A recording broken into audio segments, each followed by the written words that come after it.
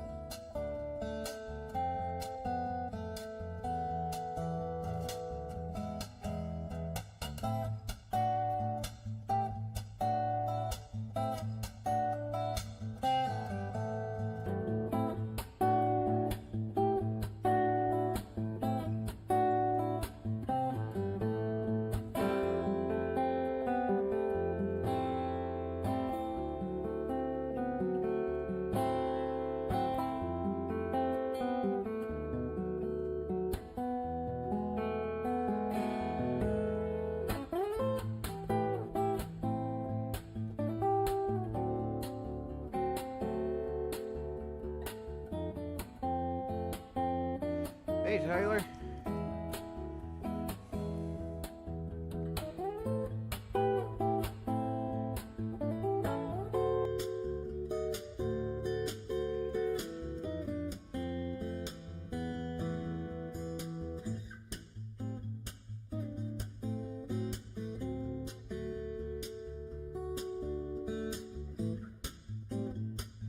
Spring into savings this moving season with Pods. Save up to 25% now on moving and storage, and see why Pods has been trusted with over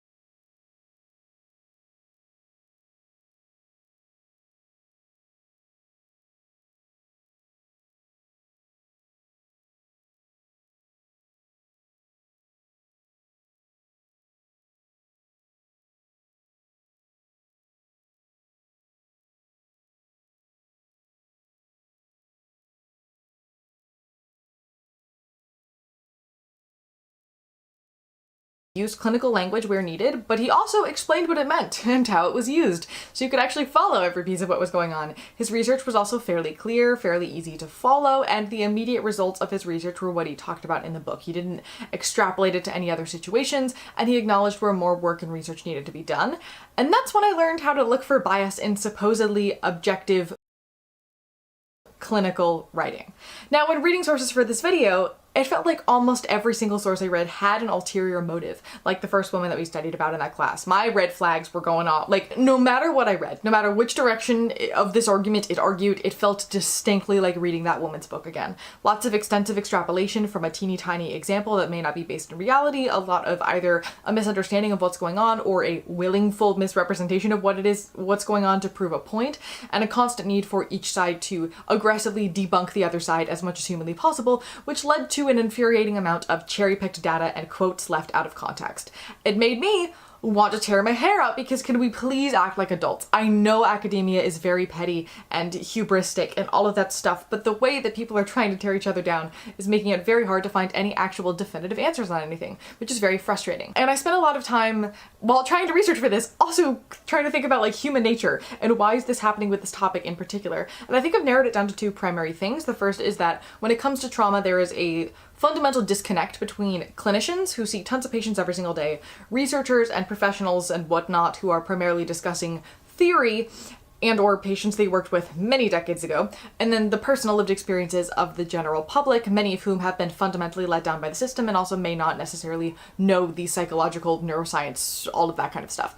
And then if you add a heavy dose of internalized ableism, internalized sanism, and some people's love and worship the DSM while others complete disavowal of it, generational divides, you have what could be, referred to technically as a hot mess. And then each group of person thinks they're the definitive group that has their feet on the ground in the field and can really understand what's going on and needs to tell everybody else what's actually going on because they're the ones who get it. When in actuality, all of the groups are missing fundamental pieces of the puzzle because nobody's communicating effectively with each other. Because the theory and science of a thing and the lived experience of a thing can be and are very different. And also these things change significantly over time as cultures and research change. The second thing is that when it comes to trauma, people get very, very defensive for obvious reasons. Trauma as a concept involves things like vulnerability and guilt and embarrassment and shame and all of these icky, not so nice feelings. And a very common experience around trauma is having people tell you that it's not that bad and you need to get over it. And if you do this, this, and this, you'll just fix it and you're not trying hard enough. And the fact that it's affecting your life is a you issue and you need to fix it. And it's also your fault that it happened to you, all of that kind of stuff. So when anybody says anything about trauma in regards to treatment or experience or science or anything else that we may disagree with, that may feel like it's invalidating our experiences around like the number one invalidated experience. Everybody gets really heated very quickly because it does feel very deeply personal and scary and bad because that's the only way I can describe the behavior that I'm seeing. Like, it's just a lot of lashing out because of personal frustrations, whether that's because of personal lived experience or how people close to them have been treated. And none of that is wrong. Like, everything that I read, I agreed with some parts and vehemently disagreed with other parts and also felt frustrated and disheartened and all of the above. And also, ironically, the angry comments on various posts and whatnot were often where I found the most wisdom. And it feels kind of like everybody wants to help with an issue that we all acknowledge is pervasive, but nobody has all the information to be able to properly help it, and so everybody's just angry. Anyway, I think in reading a lot from both sides and then perusing the comment sections in between, I feel like I have a general understanding of what through lines we can get across the board on the topic from each group, and we're gonna try to talk about all those all now, actually, so that's cool. You can also just give it a quick Google. There's a lot of diagrams and stuff that you can repeatedly having to learn about abuse cases or EMTs dealing with particularly awful things, and it does explicitly exclude traumatic imagery seen through electronic media, television, movies, or pictures unless explicitly work-related, which I think is interesting because like September 11th was primarily just seen through TV. Anyway, it also somewhat implies that it is possible for several events to be the PTSD trigger rather than it having to be just one isolated incident or isolated period of time because they added an S in parentheses after every mention of the word.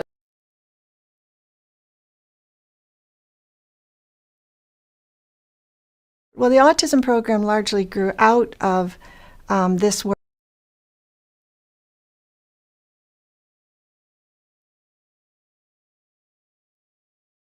They're telling us, hey, this isn't working for a lot of us, and I'm here on this earth to scream at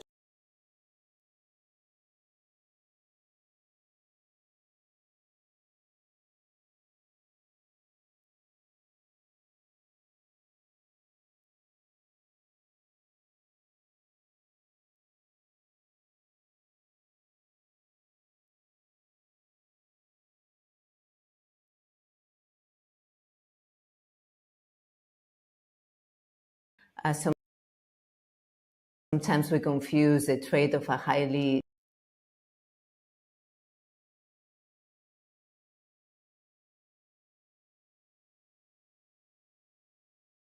sensitive child with a diagnosis or a disorder. And I guess it's not the same, right? Can you give us a light on that? True. Yes, that's true. So being highly sensitive is a experience somebody has as their temperament, their disposition, how they're born, right? How they see the world, how they experience the world, and also how they relate to the world, right? So there are 4 parts to this temperament trait.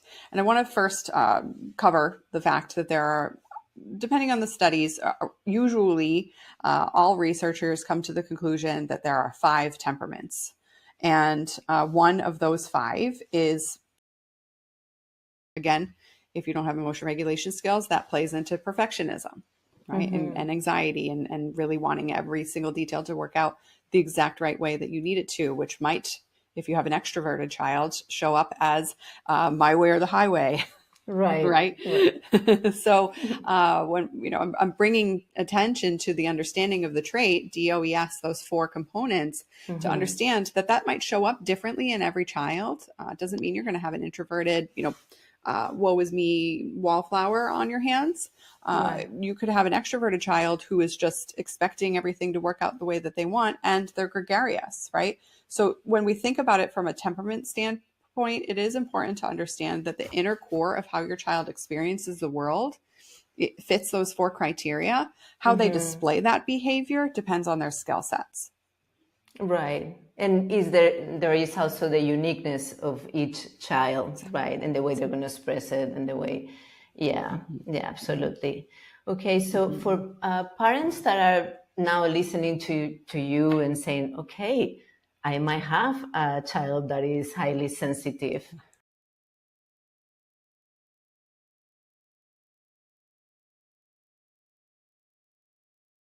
Right? Because they meet this criteria. There's so many things that you said that, oh my God, I can see my child, like even my own child, the little one, it's highly sensitive for sure. And so can it be misdiagnosed? Applied behavioral analysis is regarded as the only effective evidence-based intervention for someone on the spectrum. No, that statement is horribly misleading. First of all, the practice of ABA is insanely controversial.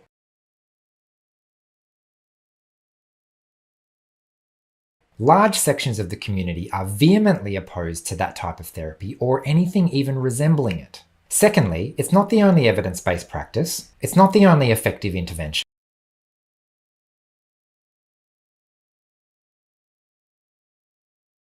It's not even universally accepted as best practice. So what are we supposed to understand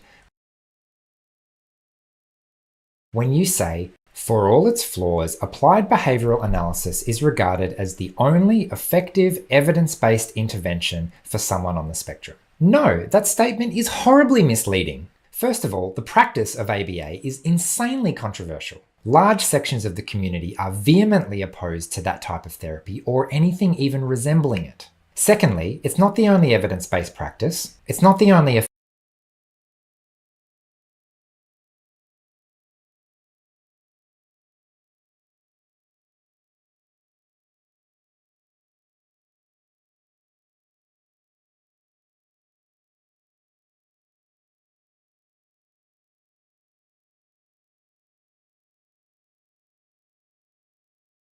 effective intervention. It's not even universally accepted as best practice. So what are we supposed to understand when you say, for all its flaws, applied behavioral analysis is regarded as the only effective evidence-based intervention for someone on the spectrum? No, that statement is horribly misleading. First of all, the practice of ABA is insanely controversial. Large sections of the community are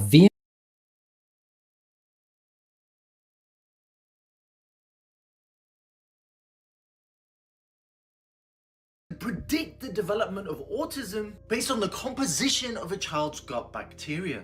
This all started as scientists realized that patients with autism spectrum disorder have higher rates of constipation, abdominal pain, and of diarrhea. Many of these symptoms can go underdiagnosed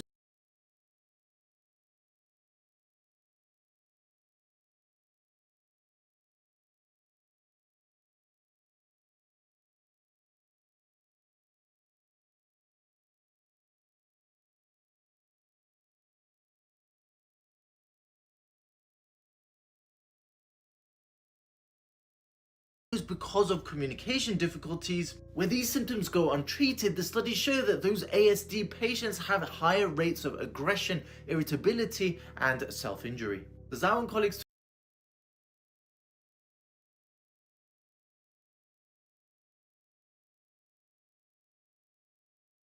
took an admittedly small sample size of 36 children who were seeming to develop autism but hadn't had a diagnosis yet, and 40 typically developing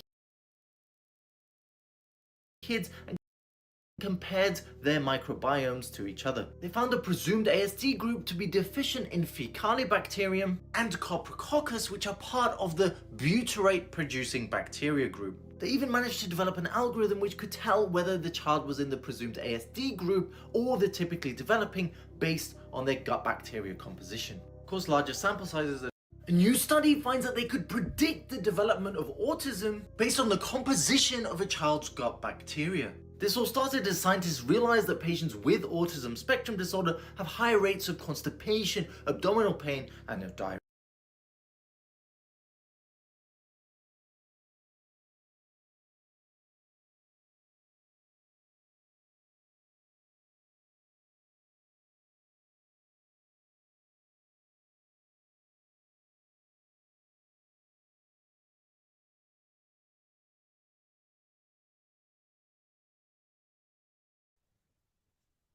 Good evening and welcome to the Doctors Hospital Virtual Distinguished Lecture Series. I am your host, Marketing Director, Doctors Hospital.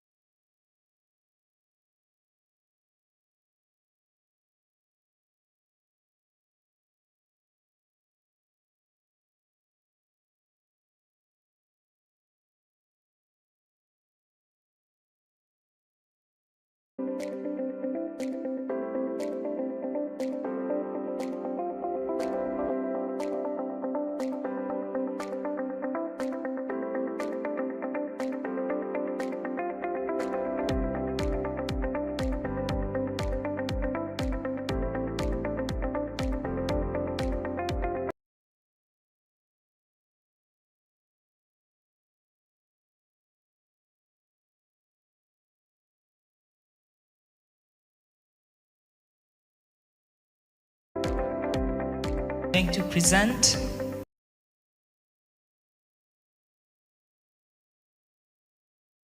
a topic on working with parents of children with autism.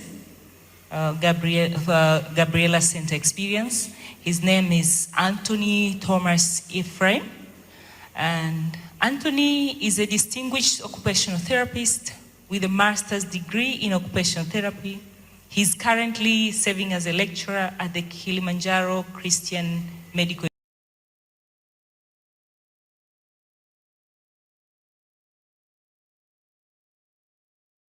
support so that they can earn income in the future. We have to train them on the cooking, and this including home-based cooking, but as well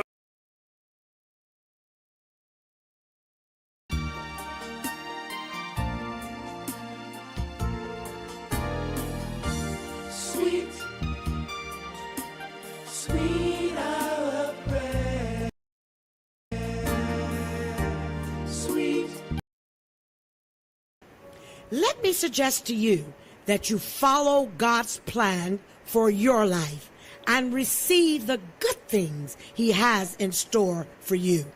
Unfold your destiny.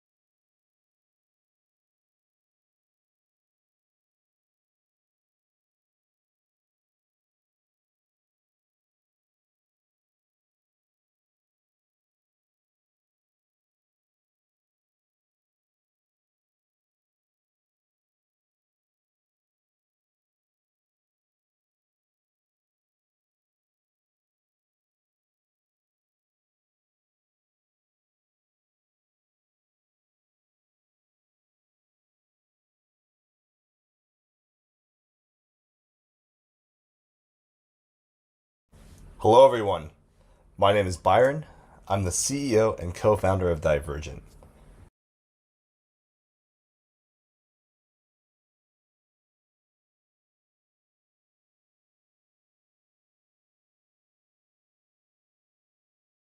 Thank you so much for taking the time today to watch this short presentation. I want to take the next few minutes and walk you through the 3 ways we help your neurodivergent child live a life of independence.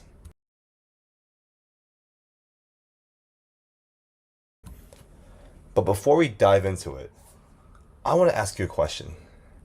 What's the number one goal you have for your neurodivergent child? I want you to think about that for a minute. Most parents that I come across say the number one goal they have for their child is for them to live a life of independence.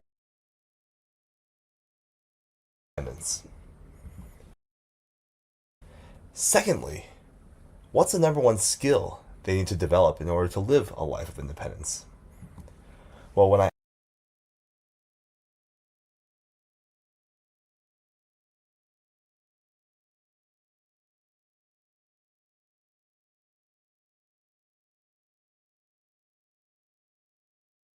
ask parents about that skill that their child needs to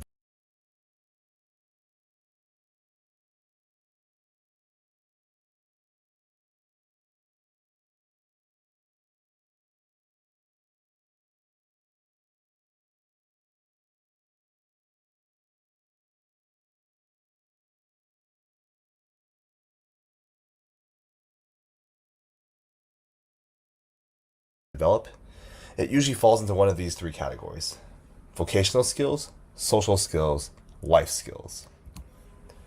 And today, I want to show you how we at Divergent can help you in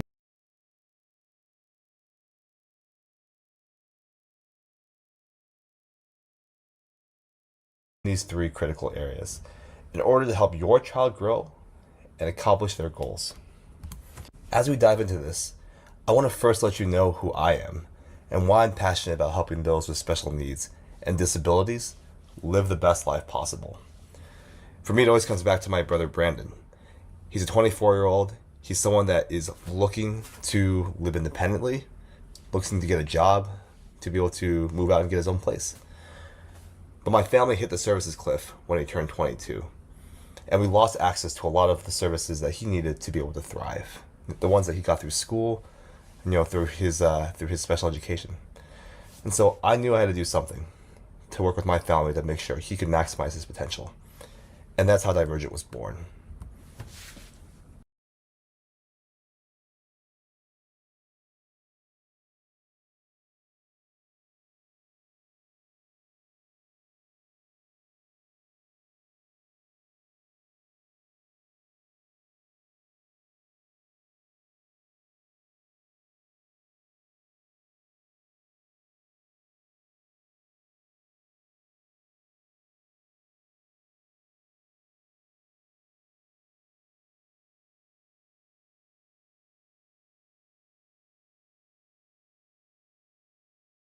We have a vision to enable everybody, regardless of ability, to live a life of purpose and dignity. And today, I want to show you how we can come alongside you and your child to give them the vocational, the social, the life skills that they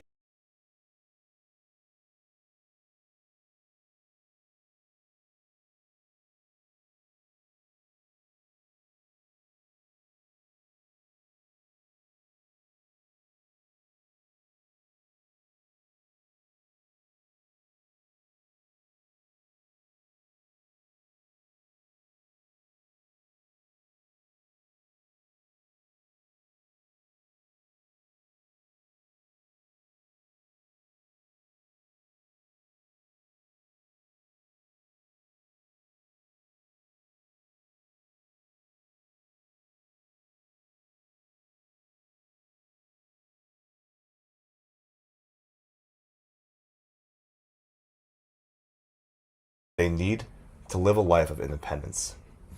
Now, if you're like most parents of adult children with disabilities, You've gone through great lengths to do what's best for your child and for your family.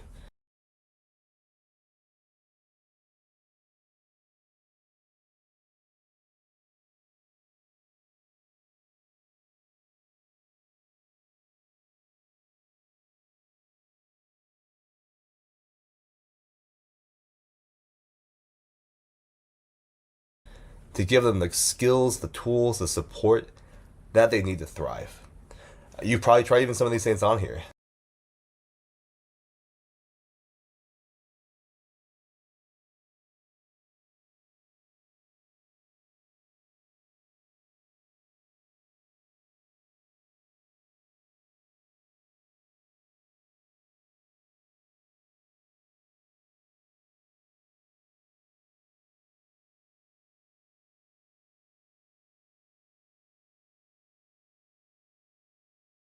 You might have moved to a state which has had more support and funding for special ed. You might have left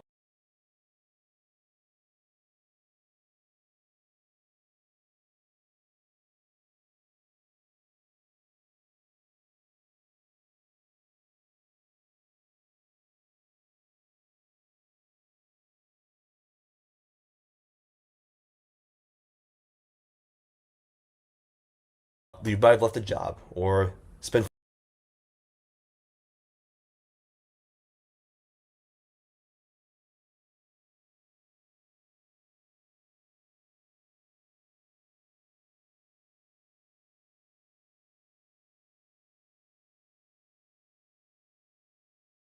fewer hours at work so that you could spend more time with your child.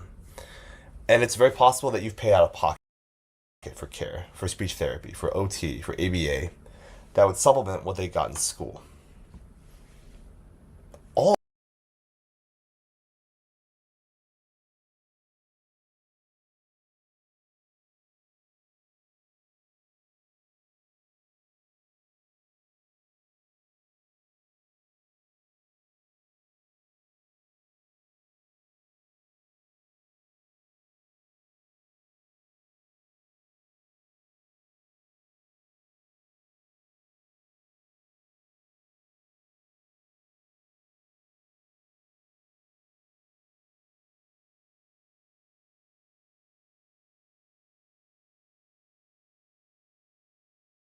All of this can be very, very difficult as an advocate for your child. There's a lot that weighs on you and your family as you're trying to make the best decisions for your loved one.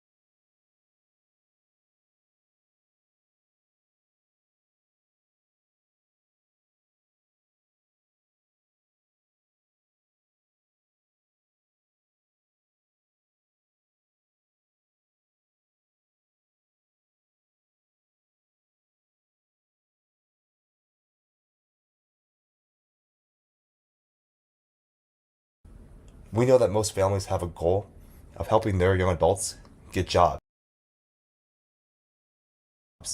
live on their own, make friends.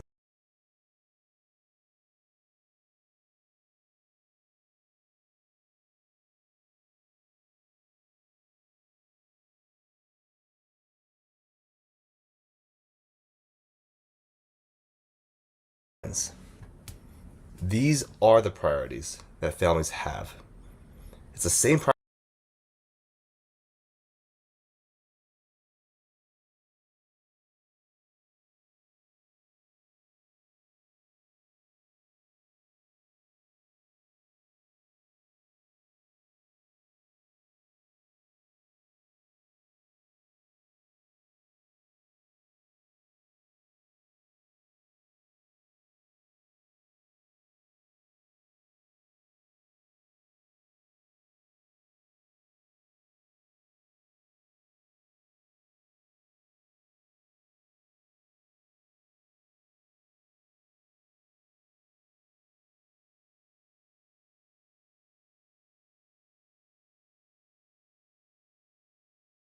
priorities that these young adults actually have for themselves. And Divergent is here to help you and to help them achieve those goals. I want to show you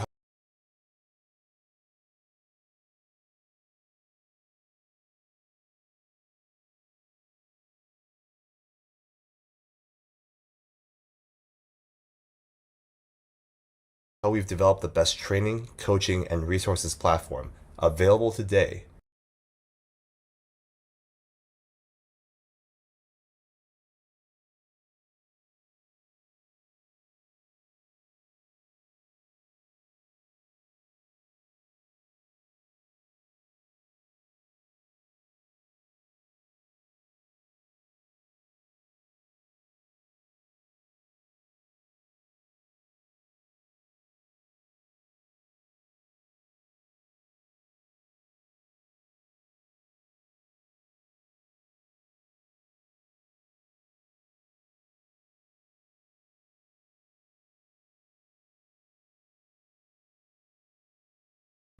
to get your child the support, training, and life skills they need to succeed. We are Divergent. We are a digital-first platform. We do job and skills training for individuals with neurodiverse conditions and disability. And we are focused on helping that population achieve their ambitions, while also being a resource for folks like you, their champions.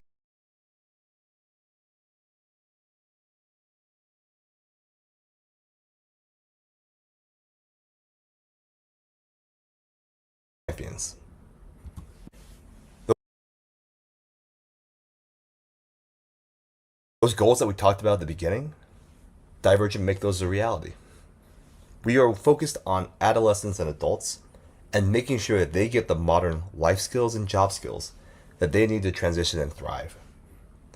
The way that we do that is that we're providing online coaching, social groups, classes, hands-on experiences, all of it customized to our participants. For us, this really is the first all-digital coaching program for families who have loved ones that are transitioning into adulthood. I want to talk about what we offer as part of that. Number one, we are providing weekly coaching that helps define personal and professional goals, including job matching. Our coaches are extremely competent.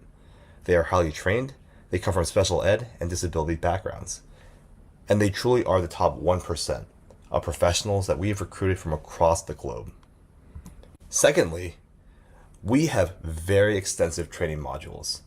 For example, we have modules that focus on socialization, getting comfortable speaking with other people. We have budget and financial skill training. We have appearance and hygiene, time management. We are really focused on providing trainings that are tailored to what your personal and professional goals are. We then build upon that. We give real life exercises and a sandbox to apply those skills. So for example, we might give a task that someone would have to complete by the next meeting, prepare a meal or be able to complete laundry. And we provide that individual and their families ideas for how that can be completed. And so in that way, this becomes more of a practical curriculum with your coach. Furthermore, we are helping families find government funding. Disability benefits for the adolescent and adult population is tricky. And we have benefits coordinators on our teams. Since our coaches are coming in from special education, if you are someone who is ready to work, the coach will even work with you on applying and interviewing for jobs. All sufficient and really help to achieve those personal and professional goals. Their guidance, having the opportunity to provide that feedback. Of courses,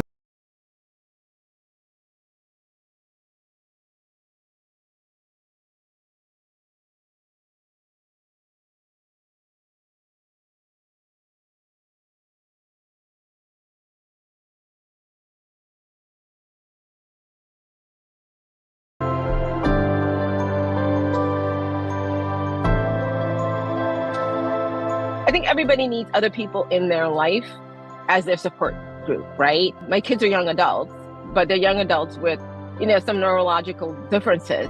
So it's a good thing I get a feedback of where they are. But with at least you guys, at least I know somebody's trying to keep them on task with maybe one or two items, For Michael, I think it's been very beneficial. We started out very slow, so they based everything on his likes and what he wanted to talk about until they really got to know him. I'm really pleased. They're meeting weekly. He's really being helped. He's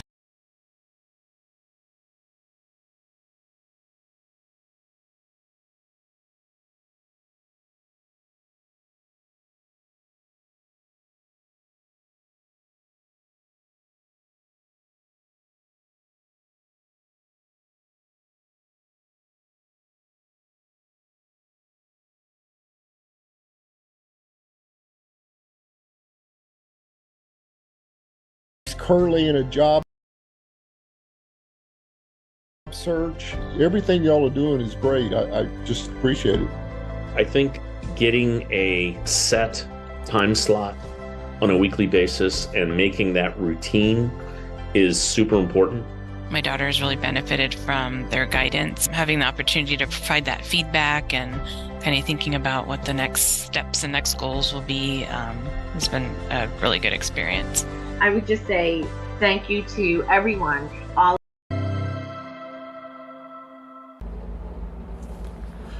we have many testimonial videos just like those. And here's what some of our other customers had to say as well. Leon was a client with us. He was a 24-year-old on the spectrum. And what he had said was that Divergent was really about helping him learn what work is like, helping him build etiquette skills, helping him understand what it's like to have to show up to an office regularly. And that training really helped him become much more comfortable with work. I'm a stronger job candidate. And so what we had done at Divergent is to actually provide the skills training, provide the classes and coaching that let him get his first quote unquote real job at a big bank. And then with Joanna, what we found is that her son was not focused right away on jobs, but was trying to start to build a routine so that he could be more successful living on his own. And so taking away some of that hopelessness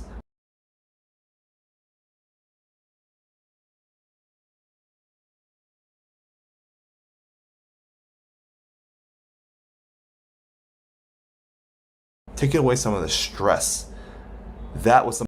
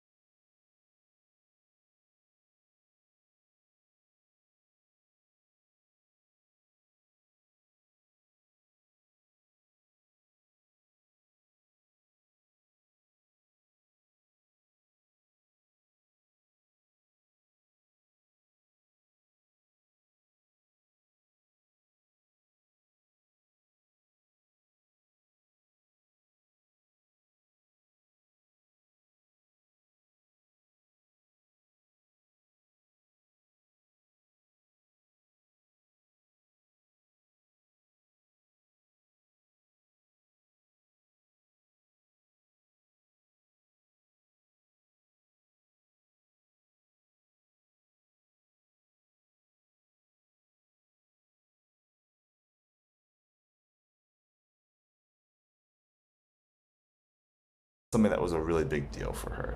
And she felt a lot more excitement and hope that her son was making progress after he had finished high school. These are just a few stories of the 600 families that we have supported so far, helping them build self-confidence, helping them find jobs, helping them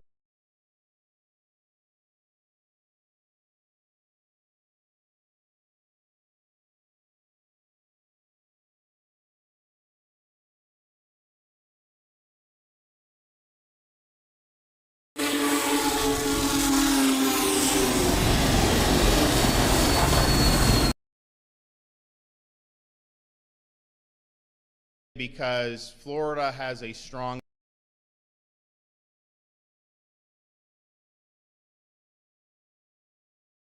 commitment to helping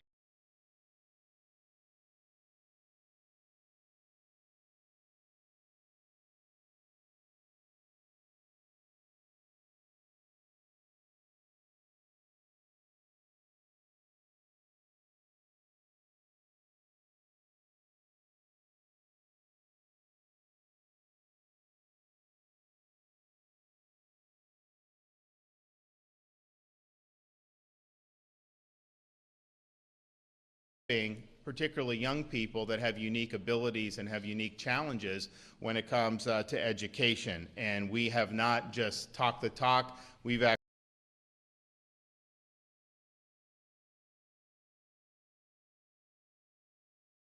actually walked the walk. Our community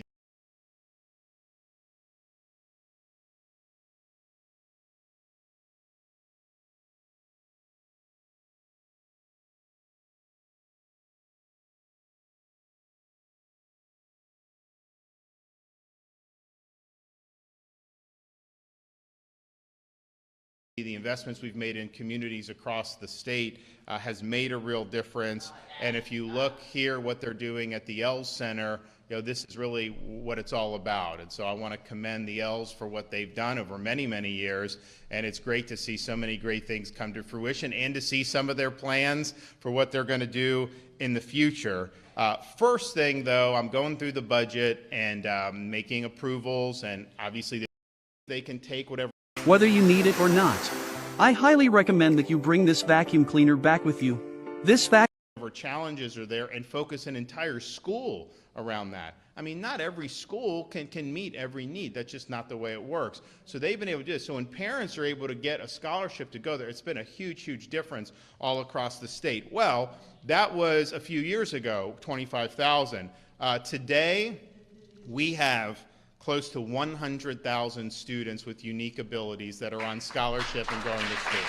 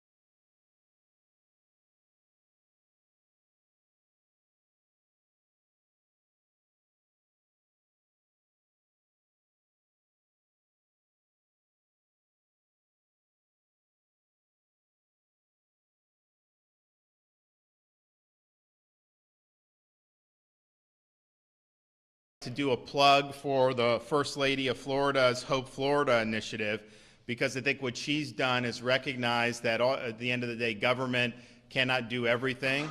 Government's role in some respects, the best way is just to facilitate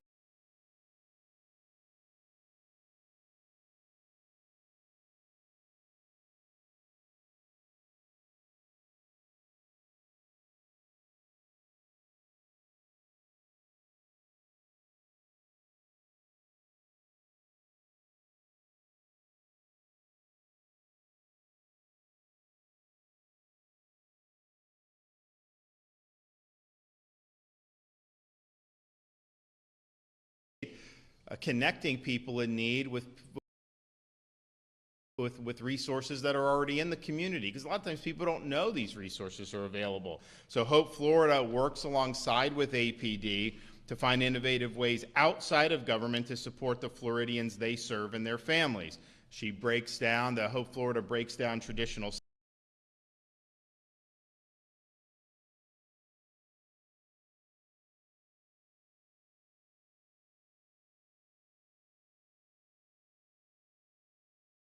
I'd also just like to do a plug for the First Lady of Florida's Hope Florida initiative, because I think what she's done is recognize that at the end of the day, government cannot do everything. Government's role in some respects, the best way is just to facilitate connecting people in need with resources that are already in the community, because a lot of times people don't know these resources are available.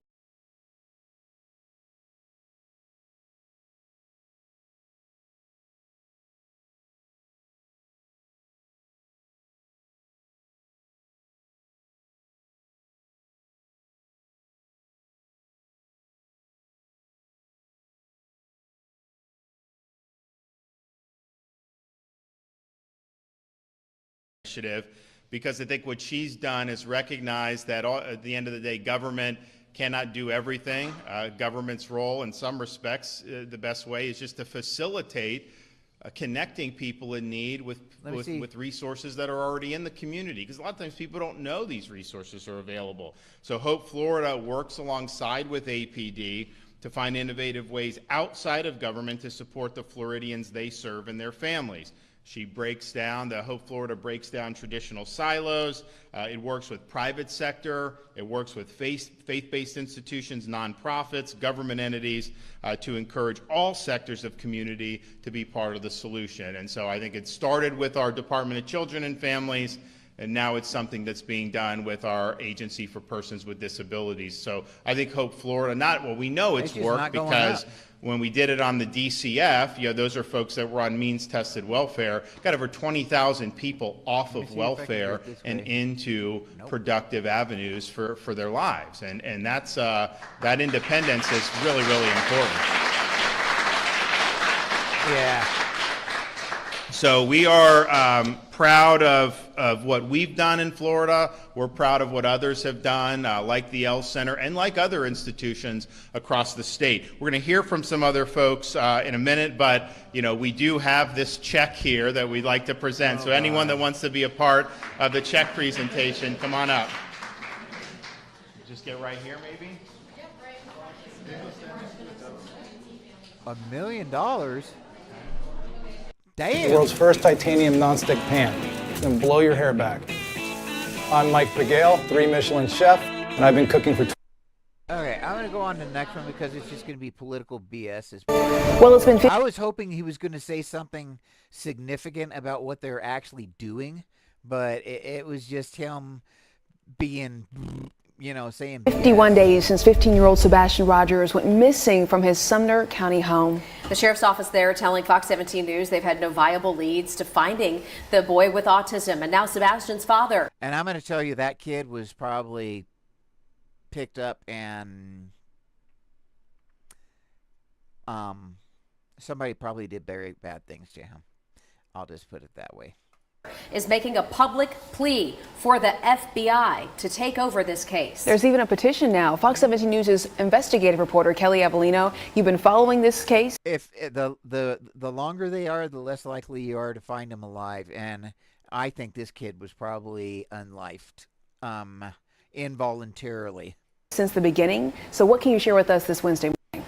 Well, this has been a devastating, traumatic, and certainly frustrating experience for Sebastian's father, Seth Rogers. He has taken off work every single day since Sebastian went missing to help search for him, and still there has been no trace of his son. Sebastian is believed to have walked off from his home in the Shackle Island community of Sumner County in the middle of the night back on February 25th. That, according to his mother and stepfather, Katie and Chris Proudfoot. But now Seth Rogers has launched an online petition calling for the FBI to come in and take the lead on this case and to investigate it as a criminal matter as well. Take a look. Well, yeah. Look, Seth but Rogers, the thing is he's not alive. He is not alive. There's no way this kid is alive. Here, we want the FBI to take over the investigation of the case of missing Sebastian Wayne Drake Rogers from Sumner County Sheriff's Office. Because if he was on his own, he's not alive. And if he's not on his own, he's not alive. Either way, he's not alive. It has been 50 days since Sebastian has gone missing. No scent trail from dogs, no video footage of Sebastian leaving his mother's house, yet no criminal investigation at all by TBI or Sumner County Sheriff's Office. He was probably on the road and somebody picked him up, and that was it. That petition has nearly 12,000 signatures this morning. You can find it on my Facebook page. The Sheriff's Office, TBI, and trained teams from around the state did search a 5-mile radius around Sebastian's home the week after he went missing. They researched that same area earlier this month. Sumner County. If they don't have dogs, that means somebody picked him up in a car, more than likely. Chief Deputy Eric Craddock saying there has been no evidence of foul play, but nothing is being ruled out at this point, he says. Now, I checked in with the Sheriff's Office and TBI again yesterday and have not yet heard back. Meantime, I can tell you that volunteer search teams continue to help Seth Rogers canvassing areas in Sumner County outside of that initial 5-mile radius. Erica and Jen? Can't go? Do that. That's Virginia. Is where that is, Sumner County. I remember that story. I've been following that story, and I just keep on playing it because I want people to see, that it happens, that we elope. And here's another sad one, but this, I don't know how well I'm going to do on this one. Thank you all. I've prepared the following statement.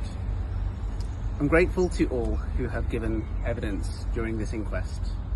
I commend Wickham Abbey School for the reviews and changes that have taken place following this tragedy. And I continue to have much gratitude for the education. Okay, this is what's messed up.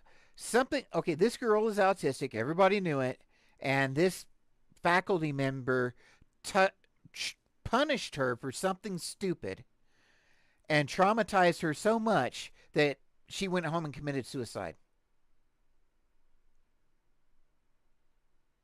This little girl went home and committed suicide because some faculty member was that harsh on her that she went home and killed herself. Not cool. And healthcare professionals. I hope they get rid of that, whoever did that. I don't care what the circumstances were. I don't care. That was an autistic little child went home and killed themselves because of the interaction they had with that person. Our nation. Today, the learned coroner, Crispin Butler, stated, the big hole in this inquest is Caitlin's diary.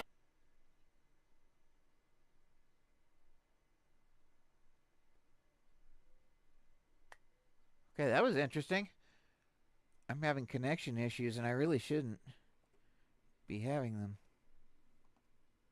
Wow.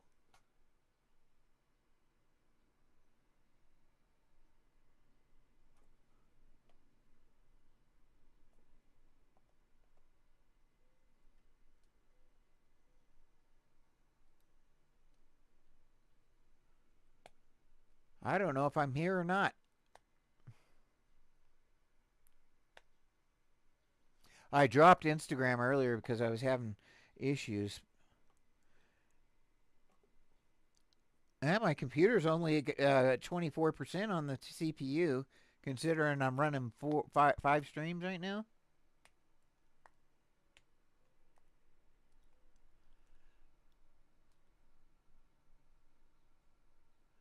I'm gonna kick.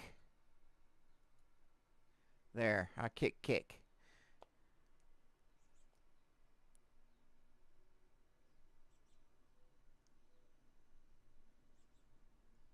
Actually.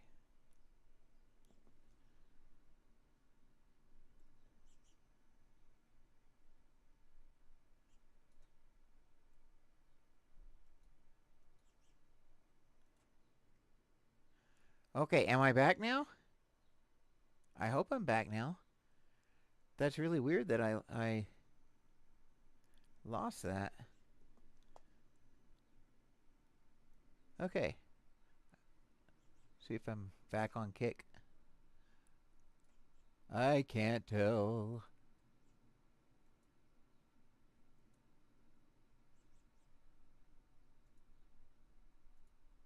Interesting.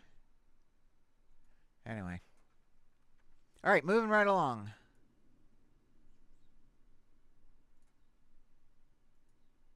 Are digging deeper tonight into a story we told you about yesterday. A family in crisis, unable to find help for their 8-year-old child who has autism. He is violent and they can't access the care he needs. They are scared for him and for themselves. I don't know how I'm still lasting, to be honest. And he's only 8. He's only gonna get bigger and stronger, and it's only gonna be harder to handle. Mason is just 8 years old and weighs 180 pounds. He's already broken his mother's nose twice and sent his grandmother to hospital with a broken rib. His mother says there is no help, and she fears one day he will unintentionally kill her. That's sad. It's dangerous to be with him That's alone. So sad. It's hard. It's really hard. Last year, an 18-year-old with Asperger's, a form of autism, was charged with his mother's death in the Ottawa area. According to reports, Lisa Sharp was afraid of her son and had been struggling to get him help. The Ontario Autism... Okay, this is what pisses me off. They're okay, yes, the kid has autism, but it's not just autism. There's other things going on, but they frame it as autism. And this is autism with intellectual disabilities. For sure. Because autism doesn't cause violence. You see what I'm saying? And so I really feel for these moms and stuff. But I'm talking about the autism issue itself. It's two different things. This is intellectual disabilities, not autism. And you can have violent intellectual disability kids that are not autistic, and probably most of them actually that are intellectually disability, that have those severe intellectual disabilities. They are violent. Probably most of them actually are allistic and not autistic. But I just don't like the way that they're framing that. And this is no Coalition says families have been suffering under the... This is no Aspie supremacy thing or anything like that by any means. It's just that they are two different things. And if we are to be understood, people need to understand our condition and what is actually going on. These extreme circumstances for and decades. That doesn't mean that this situation is not super important and super volatile, because it is. Absolutely. We hear this story quite frequently from our community. There's never been a catch-all program to help families who have this level of need in Ontario. And yet, the Ford government is spending more on the autism file than any other government in this province's history.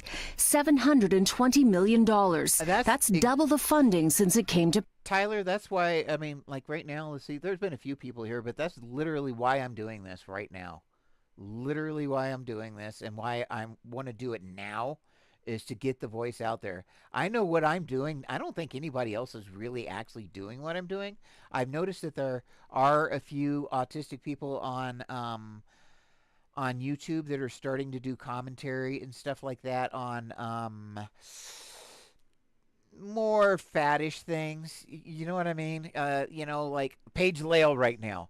Paige Lale said that JoJo was autistic, and that now she's saying that her dance teacher was autistic, and Paige Lale was saying that most dance people are autistic, and it's pissing everyone off. So that's the thing that a lot of people are talking about, and that's the thing. Yeah, she can be. She can be sometimes, but I don't care. I don't care. I'd still hang out with her and everything else. Um, I just don't want to address those things. I really want to address the deeper issues as far as science and politics and things like this. This is extremely important, and it's also extremely important that this is framed properly. That people do understand the difference between intellectual disabilities and autism, and they definitely are comorbid. They're together a third of the time for sure. So it's understandable that people conflate those things. I mean, I would if I didn't know. We all would, you know. Power. There are currently an estimated 50,000. I think people go a little bit overboard on Paige Lale. I think she puts things out there, and I think because she's a young, pretty girl and she's successful, I think they hate her, and so they just kind of crap on her. But she does kind of go a little bit far too sometimes, and that's okay. She can do that, you know. And the people like take it in. I didn't know that. 1,000 children. Well, she's great. She is a great educator. I don't give a shit. She's probably one of the better on TikTok educators as far as I'm concerned. Now, is she right on everything, or do I agree with her? I don't know. I don't know all of her opinions on stuff, but as far as how she presents herself and talks and so forth, yeah, she is natural. She may not know it, but she is. The wait list for core services, enough to fill the Rogers Center. They have doubled the autism funding and tripled the wait list for core services. So if families aren't getting those core services at a very young age, we're seeing children like Mason now getting to the age of 8, who's probably never had a day of service, and this is what we're seeing. This is actually a real good day. Mason did not get early intervention. He was on the wait list for services for 5 years and only started to receive funding in January. So the most vulnerable children are not getting what they need. That's correct. A study last year. And I will say this. This is one of those cases where sometimes the principals, I'm not saying that ABA should be a thing, but some of the principles of behavioral sciences in these situations where he's hitting his head on the wall and so forth, and hurting his mother, hurting his grandmother, there are, if nothing else works, because with him he's got the sensitivities, he's got intellectual disabilities, so he's got a lot of stuff going on here and a lot of things going wrong all at once, so to speak, and so. There are times where the principles of behavioral science can be useful, maybe help, if nothing else, basically try to train him not to hit his head, do something else. And I say train because that's literally what it's going to be. Whenever we interact with people and we teach them something, we're training them. And we're training, in that sense, you're teaching him to. And I say training rather than teaching, because if you try to teach him, that's one thing. But if he's not doing it, that's where the training comes in, where the doing, so that he learns other stems or something like that. So I do truly believe that in some cases, behavioral sciences can be useful. Can autism speaks be a good solution for that? Fuck no. Fuck no. Absolutely not. I am not saying ABA is good for anything because of its premise, starting out with this is a problem child, this is a horrible person, a behavior problem. This is a autistic child that has intellectual disabilities, that is, in his mind, is having internally, the kid's having a hell of a time surviving, going through life, and he needs to be addressed and taken care of as much as he can so that he can enjoy life and do things whatever he might want to do, if that's even possible. But so yes, there are times where I would say behavioral science is absolutely appropriate. Year by the CDC found up to But I'm not going to say that aloud. 26% of autistic children have profound needs and are in danger of self-harm.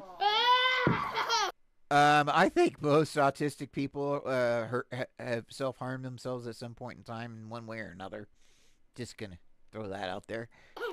That doesn't mean all their behaviors are as extreme as Mason's. No. But his family is not alone. I hear from dozens, and that's the ones that reach out. A lot of people are afraid to reach out. They're embarrassed by what's happening that they can't manage. Should there be a... I think what's going on with him is he's got stimulatory needs, probably. And he, like me, you know, a lot of times with autism, you will hear ABA therapists say it all the time. Well, they just don't know how to communicate their needs. They don't know how to say what they need, so they have to be trained, they have to be taught to be able to use their words to say what they want. Yeah, sometimes, maybe a lot of times. But there's also a lot of time that we may not know what we need. Like my sister-in-law. She needed to poo. She didn't know it. It killed her. She lived in this very house just 5 weeks ago. So it's when it comes to autistic people, we don't always necessarily know what it is our body needs. Our body can't tell us. And so because of that, we can't ever express what our needs are because we don't know. And so what if he doesn't know what he needs and he's lashing out because he is in such dire need of normal things? You know, like maybe he's thirsty or hungry or maybe his stomach hurts, but he doesn't know it and he doesn't know how to say it.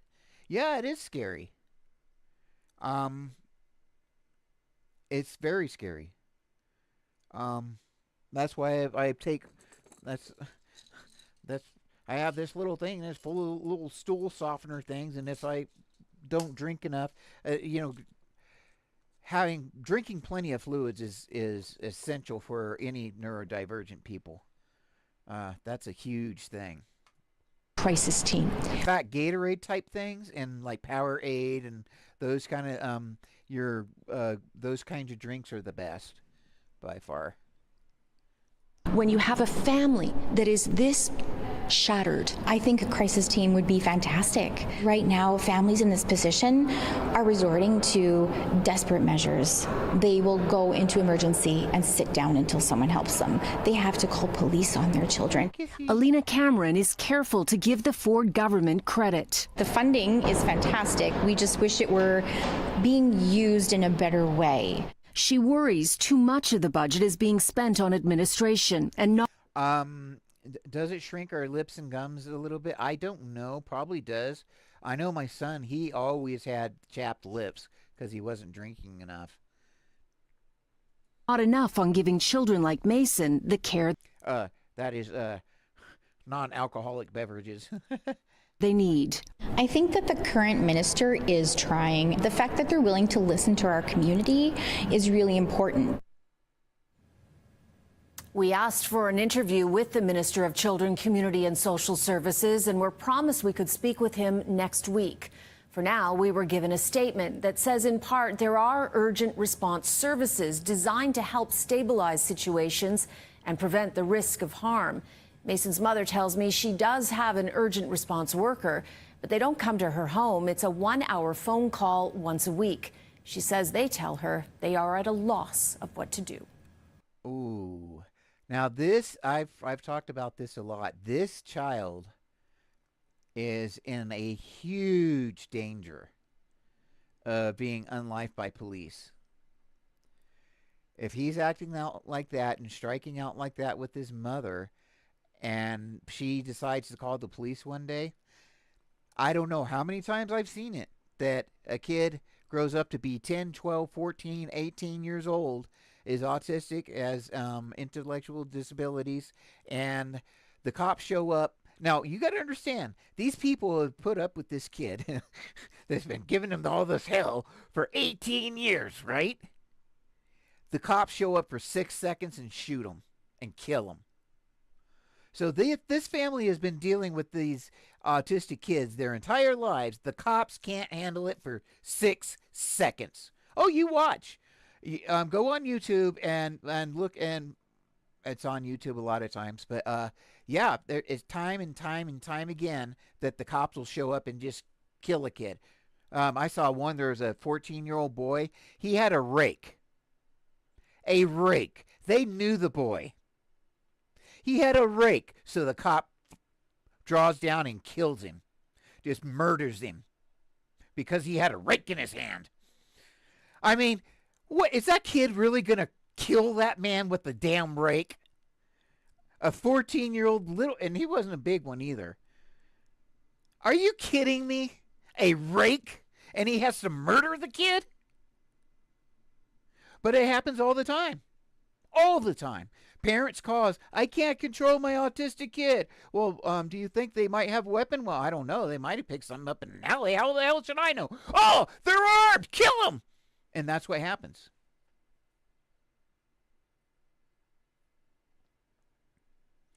And that's literally what happens. But you can go on. I'm not going to do it. I don't think ever. But when I was studying the police, I came up with a show. I made a film. I don't think I think I erased it, but basically I made a video where there was about 20 people that were unlifed or assaulted by police, and most of them were black young men. I mean, a disproportionate amount were young black men. So yeah, it's very, very common. But what I'm very, very disappointed.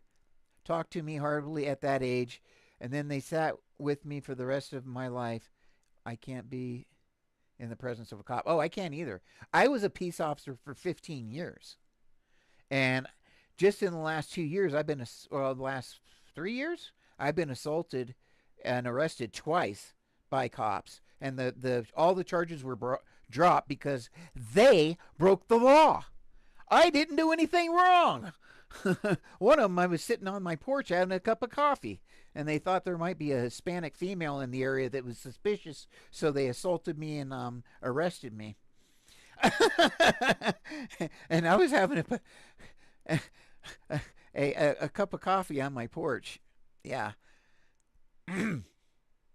Nonetheless, and then when my son committed suicide in October, I went to the Veterans Administration, and I have been seeking mental health for 2 years. So what I did is I told them, this was in October, last October. I went to them, yeah, and I told them, I said, hey, you know what? I've been trying to get proper mental health for 2 years. If I don't get the proper mental health that I deserve, on New Year's Eve, I am going to commit suicide, and I have already put it out on TikTok and YouTube and everywhere else that I am going to commit suicide out of pure protest that you will not give me the proper mental health care that I need. They called the cops and had me arrested for causing a disturbance. It pissed them off because I had the audacity to tell them what they were going to do. And you know what, Tyler? They did it. And they dropped the charges, too, because the cops broke the law, too. And they broke the law. But rather than giving me the mental health care that I needed right then and there, they called the cops on me. Because I pissed them off. I didn't yell or scream or curse at them. Nope. Anyway, helping your child accept their autism diagnosis. Ooh, boy. I'm going to go over this kind of briefly. Ensure your child feels accepted and loved. Actually, you know what? I'm not even really going to go into this. Second, help them understand what autism is. Okay, whatever. Third, try to find out what's getting in the way of accepting the diagnosis. I think it's very, very important to accept that you're autistic. But more important than accepting that you're autistic, I think it's very important to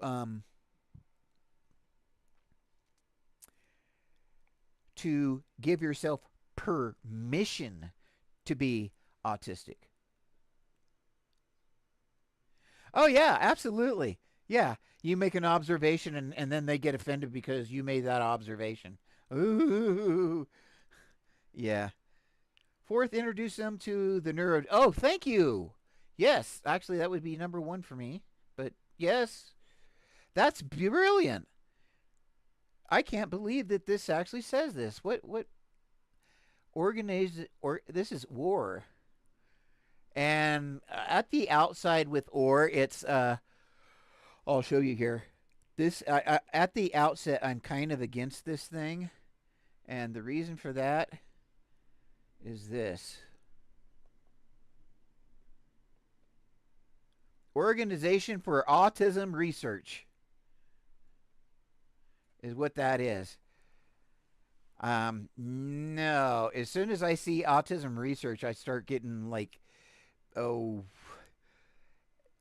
the heebie-jeebies or whatever because of Autism Speaks, you know? Every time I hear research, I cringe. And there's a lot of research that could be good, actually.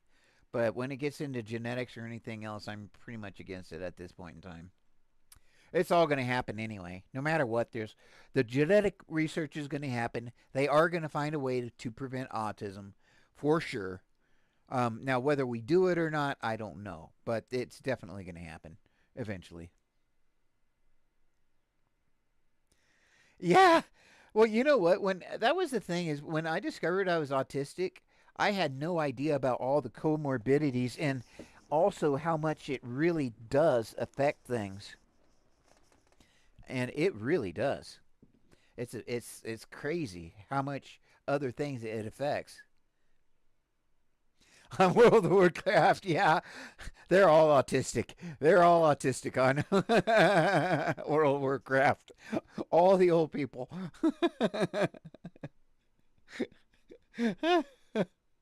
See, I can say that. Nobody gets mad at me. Oh, Page Lail. Oh, boy. Fourth, introduce them to the neurodivergent community. Fifth, strategize together. Sixth, consider further assessment. I don't know. Strategize together. What are they talking about? Oh, no. As you move forward with your child on this journey, take some time to figure out what you can agree on. Even if they do not think they are autistic, they might recognize the need for certain types of support. Yeah, you tell them they're autistic, they're going to know they're autistic.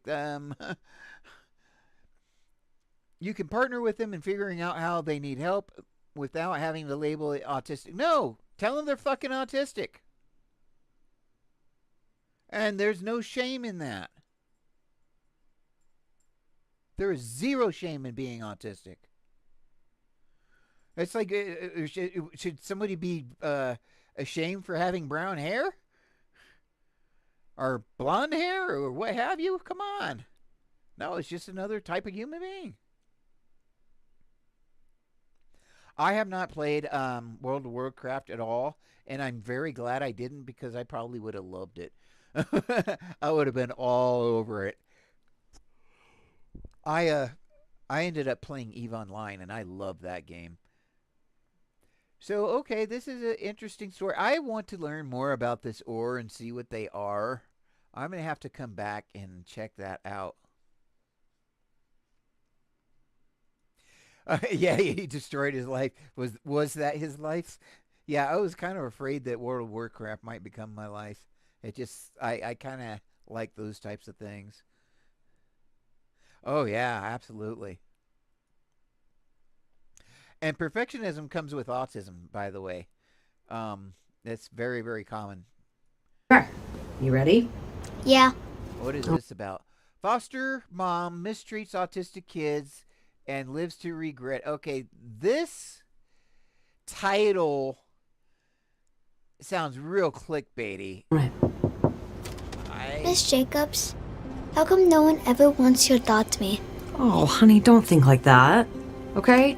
There are lots of people out there who want to adopt you. Then how come it hasn't happened yet? All my other friends already have families. Oh, I know, sweetheart, okay? And it's gonna happen for you soon. I promise. Okay? You just have to wait. Well, hello there. You must be Kevin. Nice to meet you. Nice to meet you too. Hi, I'm Joy. Hello. Thank you so much for having me. My pleasure. Why don't you come on inside? I'll be right there. Okay, I got you. So particularly if their mom is autistic. Yeah. Uh-huh. Okay, I got you. Yeah, but they got the same mom. Okay. Bye, Miss Jacobs. Bye, Kevin. And don't forget, Kevin, you have my phone number, so you can call me if you need anything. Okay? Gosh, he's such a special boy. You're gonna love having him. Yeah, I heard. He has autism, right? Yeah, that's not what I was referring to, but yes, he does. But he is one of the most brilliant young men I've ever met. He's 3 years ahead on his reading and his writing, and This is like cringy as fuck. I don't know what this is. he is a fantastic dancer. Yeah, that's great. So that means that he falls into the higher needs classification, right? Yes, he does. And higher needs equals higher pay. Yes, so you'll be compensated for all of Kevin's basic needs, his food, clothing, and transportation, but then you will receive extra money for any additional time or attention that Kevin may need. The way she leaned down and infantilized him right there, or leaned down like he was a little kid, that put me off right off the bat. This conversation on both ends is just really weird. Excellent. That's all I needed to hear. He's 44. Is that mine? Oh, yeah. Is there a check in here? No, that'll be deposited into your account in the next few days. That long? It was something I needed to buy. For Kevin. Mm-hmm. Okay, yes, makes sense. I will have it processed as soon as possible for you. Thanks. And, it's been a joy. You're saying your brother or whatever is like 44 now? So yeah, he's a little bit older. My siblings were way older than me. Yeah. I know.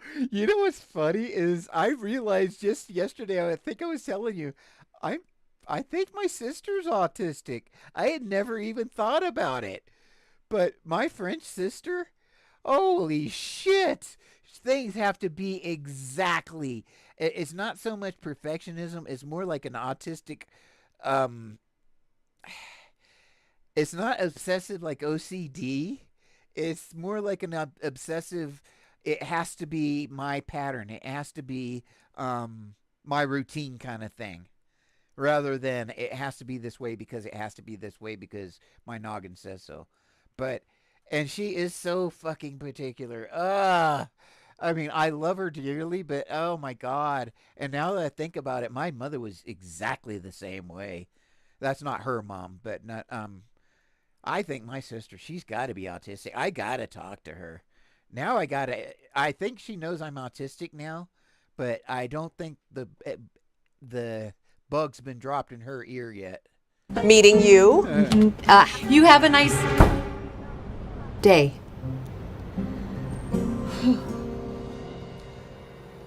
And well, the thing is you can have both. You know?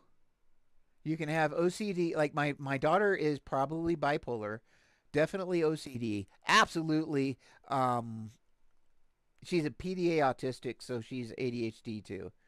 So yeah, but and my son was dyslexic, and epileptic, dyslectic, dyslectic, epileptic, autistic, ADHD, and that was my son. And he had Alexithymia too, of course. Yeah, and see the thing is all these comorbidities. I would.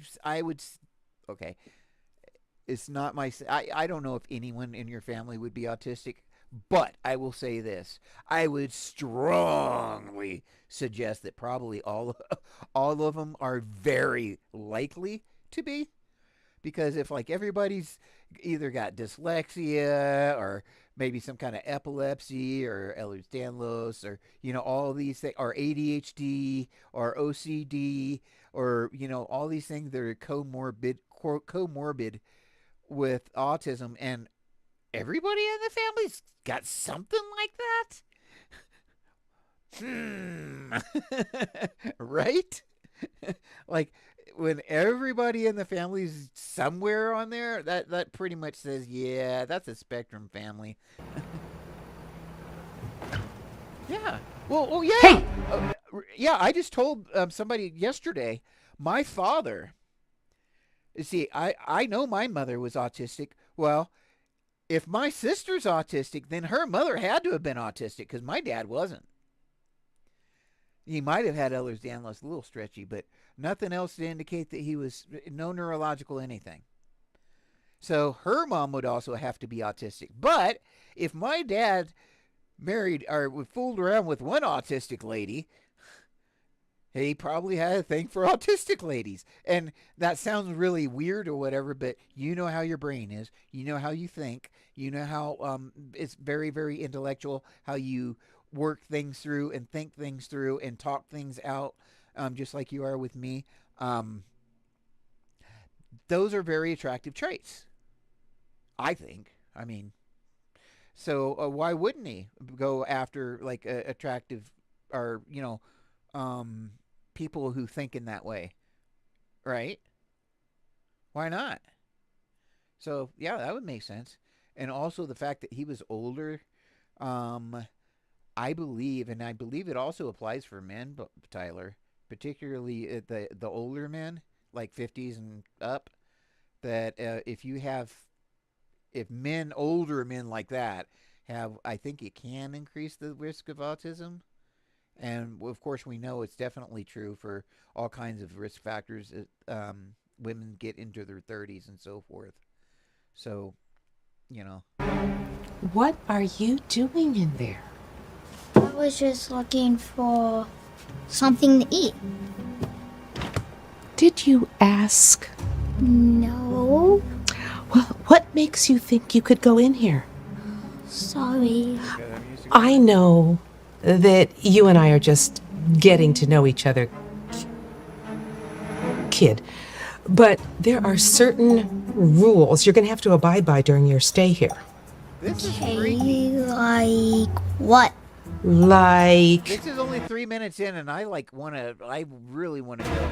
No eating without asking permission first. Okay. Go to your room.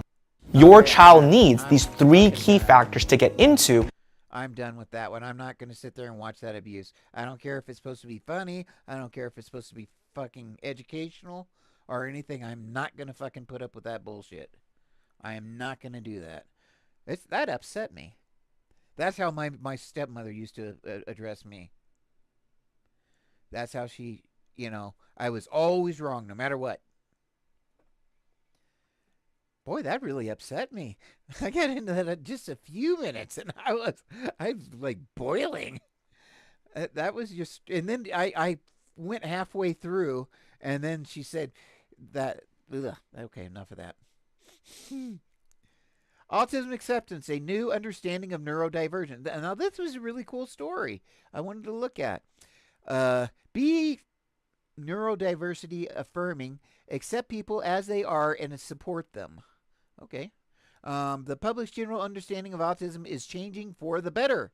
Yeah, I don't know that that's necessarily true. I think that people are becoming more aware that there are autistic people out there, but I think it's probably a stretch to say the understanding of autism is changing for the better. Not in the general public. Maybe among scientists and so forth, we could say that, but not. I wouldn't say. I don't know. I don't think not with the general public. More people are embracing the concept of neurodiversity and how some brains work differently. Yes, and we're totally normal brains. It's this even the way this is framed here, and how some brains work differently. Well, guess what? Why don't we say something like, all brains work differently. Some work more differently than others. You know, for people who get it, but the misinformation, like more of a pushback. Yeah, exactly. And that's the part that is kind of pissing me off now, is that so people are aware of autism, but there's a lot of bad info. In fact, I would say there's probably more misinformation and more well, in fact, I know for sure there is far more misunderstanding about autism than there is understanding, which is why I'm sitting here jacking my jaw, I guess. Okay, there are many people who speak and write about autism, including autistic individuals. If you are autistic or know someone who is or might be, it's important to recognize our understanding of autism is evolving. I hope this blog post contributes to improving awareness of the current conception of what it means to be autistic and the implications of this new knowledge. Reviewed? Okay. I was just looking at the wording of this. It sounds like it's not a autistic person. It's a doctor. At least she's not really like talking over anybody. She's just stating the facts, so that's cool. The following are some facts about autism that are often unfamiliar to people, but that are important to acknowledge as we move forward in helping autistic people thrive. See, okay, I read Autism Speaks all the time, their website, and this is not, it doesn't have that same tone. It's just more of this is how I how to help or how to learn something. It's not so damning and demeaning as you see from Autism Speaks. There has been a sharp increase in the number of individuals seeking an assessment to clearly determine if they are autistic in my practice. And it is extremely rare, from what I understand, extremely rare for someone to come in and think they're autistic and for them to find out that they're not. It does happen, but it's not really heard of. It's just not very common at all. Many people would not have meet the criteria according to previous standards, and sometimes even the current ones with the DSM-5, and it's the TR now. And considering that this was written on April 26, 2024, they should have done enough research to know that it's the DSM-5 TR now. This is why many autistic people prefer to use the term neurodivergent. The term explains that their brain is different, but it also doesn't necessarily fit into the traditional definition of autism. So are you saying that they use the term neurodivergent so they don't have to admit that they're autistic? Because that's kind of what it looked like you were saying there, in a very covert way. Autistic people can acquire neurotypical social skills, but that does not mean they are no longer autistic. Thank you. And I'm not going to read that. Autistic people can have empathy. Yes, we do. Empathy is what killed my son. Because of empathy, my son blew his brains out. Because he felt so much emotion that it was overwhelming and too much for him, and rather than get help, he killed himself.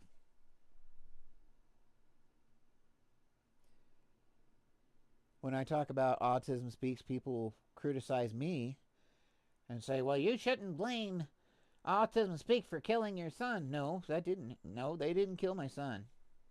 What they did is they created and propagated a stigma of autism and mental health that made it much harder for anyone to get mental health.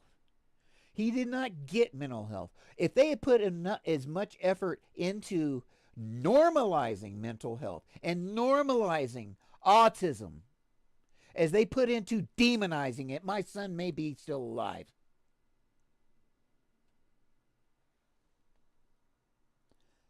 That's my problem with Autism Speaks. No, they did not have a direct hand, nor or can I say they're responsible for what he did. I will say that they did not help at all, and they did make the situation worse. The expectation that autistics can learn to be like everyone else and learn to adjust to certain environments, and that it is better for them that they do so, is not affirming or in their best interest. Thank you, Doc. Thank you, Doc. Carla Schumann, she's not talking instead of us. She's not talking for us. She's really not even speaking on our behalf. She's just kind of talking about how things are. I like her.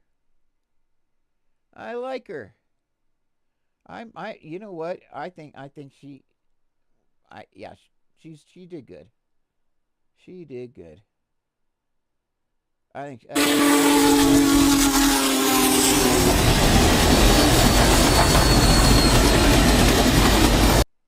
yeah, that was 7 trains right there. Seven cars. There we go. You didn't know that? Yes, I've got a train system 1 through 10.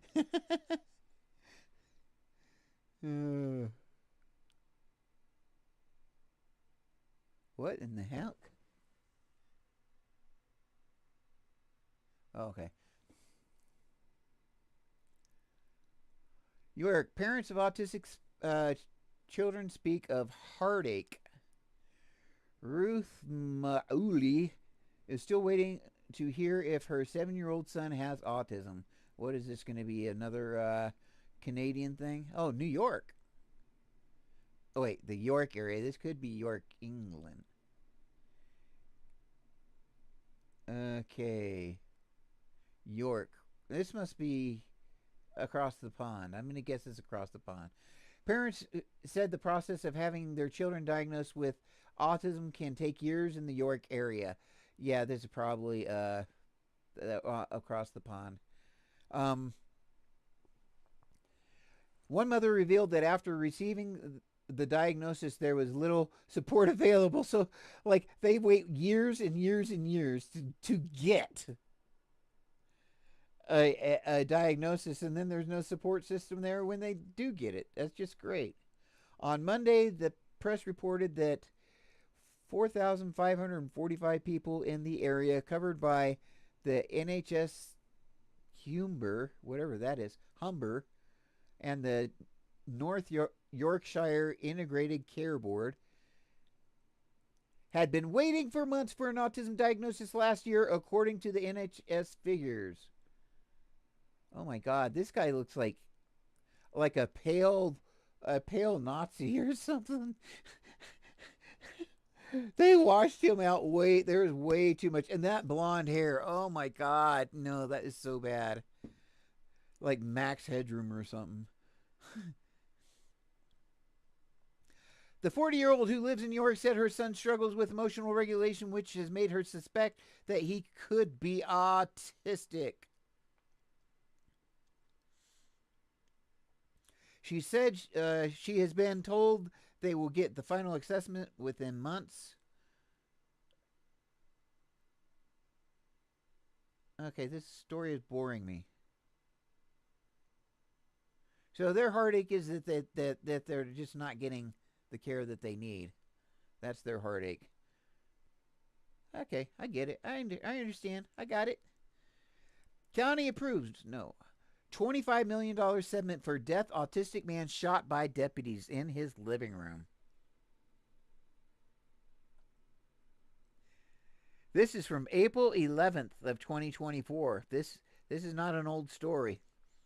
3 years after sheriff's deputies shot an unarmed, deaf, and autistic man in the living room of his a family's whatever home, the Los Angeles County Board of Supervisors agreed to pay the family a $25 million settlement. Good.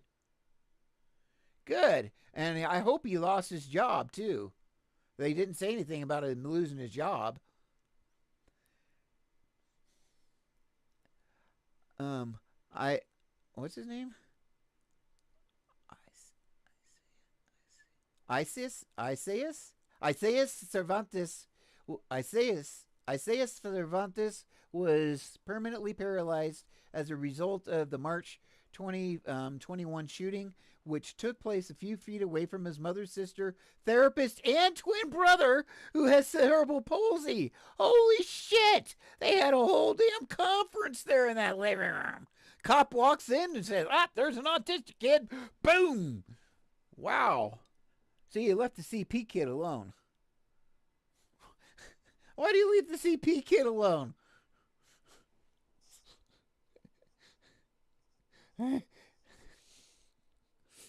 Damn CP kids don't catch any bullets like we do. I'm a horrible human. CP people are really awesome people. I'm just playing. We love CP people too. They're our people too. We're all disabled. But I'm still gonna make fun of everybody. Oops. Dope. On Tuesday, the family's attorney, Austin Dove. That's a cool name. Hi, I'm Austin Dove. Austin Dove, ready for action. No, that doesn't sound right. Oh. Austin Dove was reported playing his guitar on a New York City. Okay, yeah, it sounds like that's a stage name. That's what it is. Austin Dove. Yeah, that's a cool name. I like it. Told the Times that the settlement in the I'm going to be on Austin Dove for like the next week now. I need to write a book so I can have that character in the book. Austin Dove. He'd be the like Blackjack or whatever. What was that? Blackjack or whatever that Whoopi Goldberg was in. Anyway, moving right along. They're at a point where they're feeling some semblance of hope now. They're feeling some sense of relief. Thank God. The multi-million-dollar settlement is an unusually large sum, even for a long lawsuit-prone Los Angeles County Sheriff's Department. Lawsuit-prone Los Angeles County Sheriff's Department. It's known for being sued a lot and losing. Which last year, between settlements, judgments, and legal fees, cost taxpayers $150 million. He got $25 million of it, so good for them. I love seeing these huge settlements against disabled people because I want these cops and people to stop and think instead of just, like I said, you can go online and you can see it on YouTube where the cops show up and like within seconds they're killing autistic people or shooting them or brutalizing them.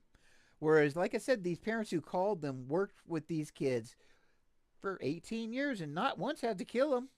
Not once. But the cops can handle 6 seconds before they kill them. 6 seconds. That's all they need. That's all they can deal with. And they're supposed to be there to help. That's why I say never ever call the cops on an autistic emergency for any reason. Unless, I mean, it's an active shooter or something like super, super serious. In a statement late Tuesday, the department reiterated that its internal review found no policy violations. No policy violations. The dude walked in, freaking tried to kill an autistic guy, but that's not a policy violation. That's a good shoot.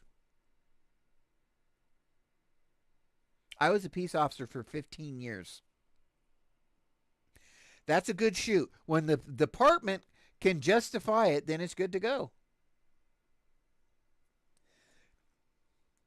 Elijah McClain. Who is Elijah McClain? I don't know who Elijah McClain is. I can look it up. That's what I'm going to do. I'm going to look it up.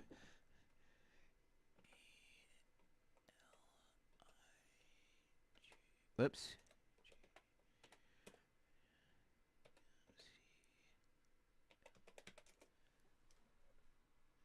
Elijah McClain.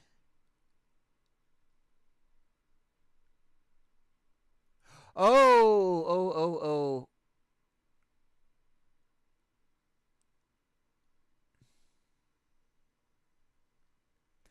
Fire Department medic Jeremy Cooper, who administered the fatal dose of ketamine to McClain, was sentenced to 14 months in jail and work release. The other paramedic got 5 years in prison. What they do? I don't know this story. And this is Aurora.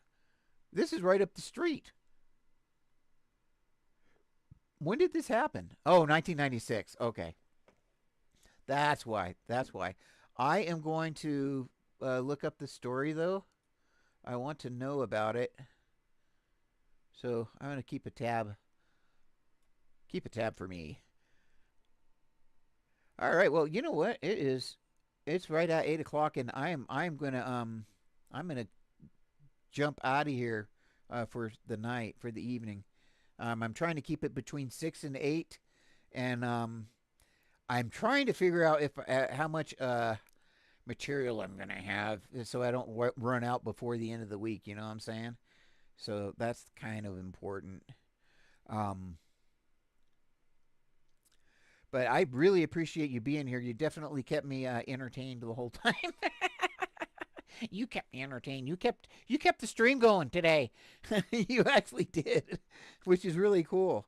I thank you. I don't know. I don't think anybody else is doing what I'm doing right now, and so I'm just kind of hoping that that uniqueness, and that I get better at what I do, and that uniqueness is what brings me a audience, and then maybe I can help some people. Just talking about these issues that we're talking about right now. I mean, they are important daily issues that we have to deal with. So, alrighty. Well, I will. Hopefully, I'll see you tomorrow.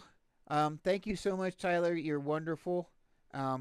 Hey, if you want to go on my Discord, if you would like, my Discord is the Autistic Page, and maybe we can hang out there. Have somebody to hang out there with. Anyway, or if you just have some random question or whatever else, or need something, just let me know. I'll do whatever I can.